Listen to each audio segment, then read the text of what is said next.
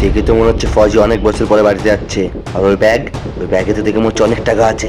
এক কাজ করি, আমি ফৌজির কাছ থেকে ওই ব্যাগটা ছিনতাই করে নিই। হ্যান্ডস অফ ফৌজি। ফৌজি, তুই যদি তোর জীবন বাঁচাতে চাস তাহলে চুপচাপ এই ব্যাগটা আমাকে দিয়ে দে।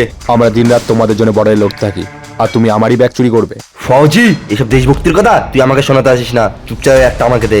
ঠিক আছে, যদি এরকমই ব্যাপার হয় এই ব্যাগ নিয়ে যাও, আমি তোমাকে খুশি খুশি দিচ্ছি।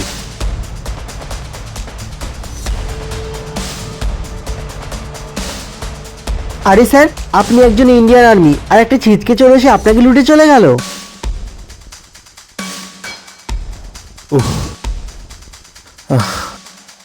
এতটা রাস্তা চলে আসলাম, একটাও টোটো পেলাম না। ওই তো একটা বসার জায়গা, ওখানে একটু বসে রেস্ট নিয়ে নিই।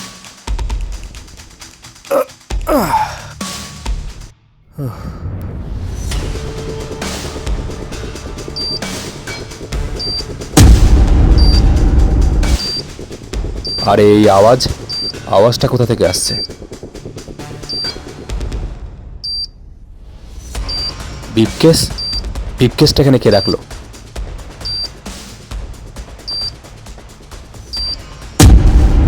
আরে এর মধ্যে দেখছি বোম, আমাকে তাদের দূরে কোথাও নিয়ে গিয়ে ফেলতে হবে।